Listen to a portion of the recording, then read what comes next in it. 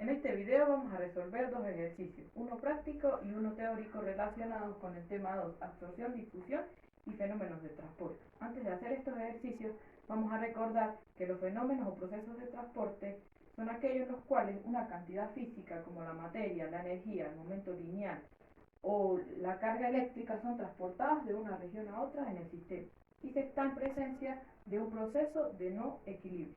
Un ejemplo que podemos dar es el de dos reservas de calor conectadas a una varilla a sus extremos.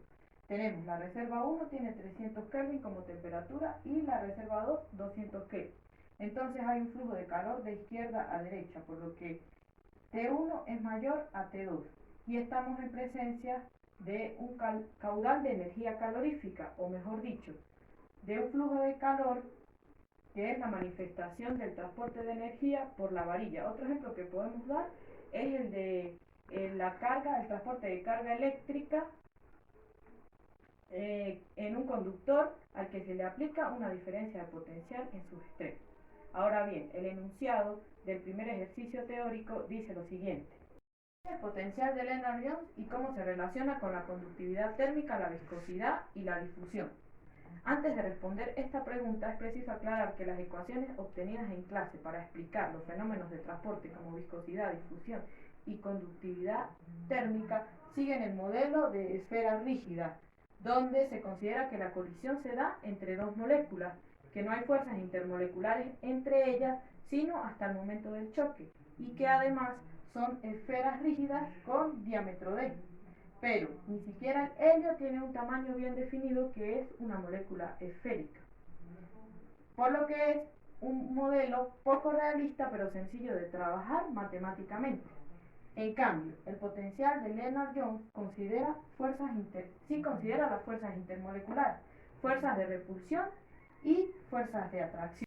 Lo conduce a resultados más próximos a los experimentales, por lo que se considera más realista. Además, consta de dos términos, uno atractivo y otro repulsivo, representado por potencias inversas a la distancia.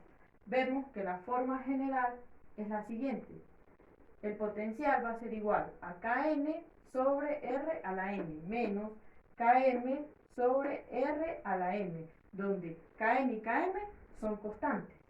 Si representamos este modelo por esta gráfica, entonces tenemos el potencial en función de la distancia.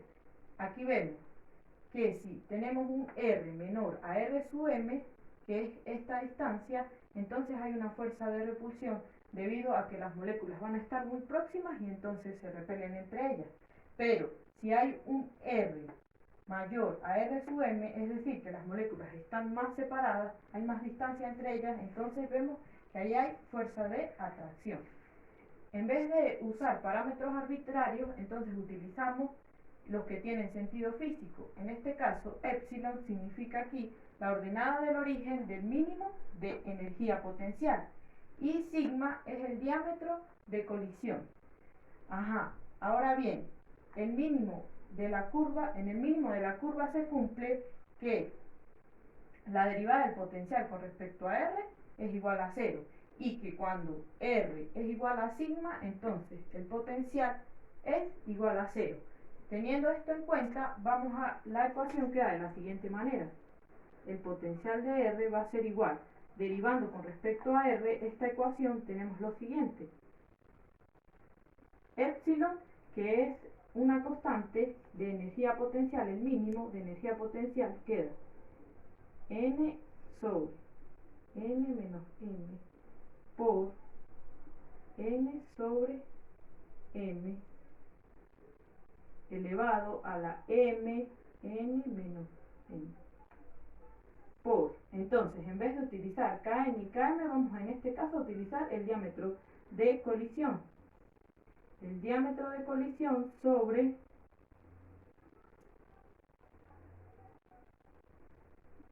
R, esto elevado a la M, menos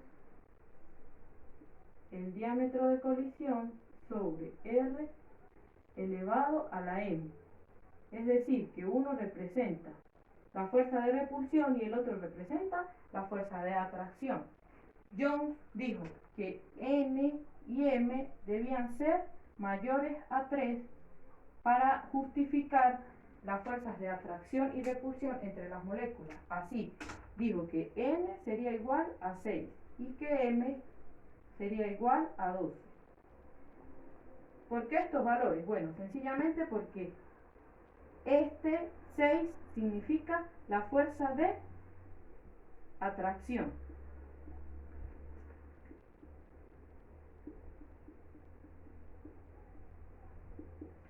Sabemos que cuando las moléculas están separadas, entonces hay menor fuerza de atracción. Por eso, este es menor que este, y este significa el 12, la fuerza de repulsión. Cuando las moléculas están muy próximas, la fuerza de repulsión será mayor. Ahora bien, sustituyendo estos exponentes en la fórmula, una vez sustituidos los valores de n igual a 6 y m igual a 12 en la ecuación y haciendo el cálculo matemático, entonces nos queda que el potencial es igual a 4 veces por la energía mínima de interacción por el término de repulsión y por el término de repulsión y el término de atracción. Hay muchos valores tabulados del diámetro de colisión y de la energía mínima de interacción. Por tanto, es posible calcular el potencial de Lennard-Jones. Se ha postulado una teoría en la que el coeficiente de transporte está en función del diámetro de colisión, de la temperatura y de la energía mínima de interacción. Esta teoría es la de Chapman-Scoot. Es una función decreciente de la integral de colisión. Como vemos, está representada por la letra omega en función de la constante de Boltzmann, la temperatura y la energía mínima de interacción. Ahora bien, la relación que guarda el potencial de Jones con la conductividad térmica, la viscosidad y la difusión lo vemos en estas tres ecuaciones, donde observamos que está incluido la función de la integral de colisión y además el diámetro de colisión, también la temperatura y la masa molar. En el caso de la viscosidad también está incluido el diámetro de colisión y la integral de colisión. Estas están tabuladas o también se puede hacer mediante una ecuación. Además, la difusión, vemos que también están relacionadas con estos parámetros, el diámetro de colisión y la integral de colisión.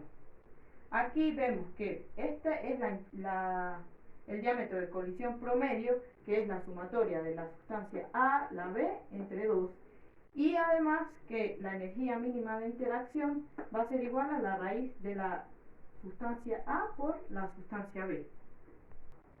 Vamos a continuar resolviendo el ejercicio práctico. Dice lo siguiente: el coeficiente de viscosidad para el argón es de 221,7 por a 20 grados centígrados. Calcule el diámetro molecular y compare el valor obtenido con aquel hallado por medidas de difracción de rayos X, que es 3,84 A. Entonces sabemos que de ecuaciones anteriores la velocidad es igual a la raíz de 8 por K por T entre T por I, la trayectoria libre media.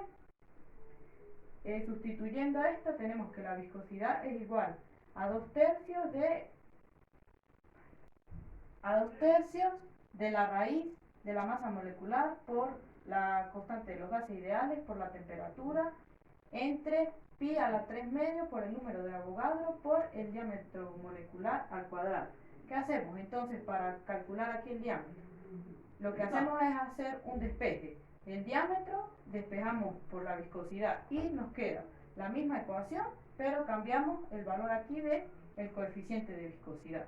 Ahora bien, sustituyendo los valores, nos queda, aquí tenemos la masa molecular, la constante de los gases, la temperatura, que es a 20 grados centígrados en Kelvin, 293.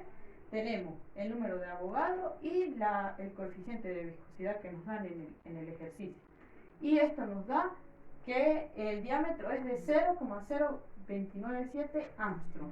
Entonces, comparado con este, vemos que es muy pequeño, pero sacamos un error, que es el valor experimental menos el teórico entre el valor teórico por 100. Y esto nos da 99,99% de error. Entonces, vemos que el calculado mediante esta ecuación es muy diferente al que nos dan por rayos X. Podría haber un error en el coeficiente o en ese coeficiente hallado de viscosidad.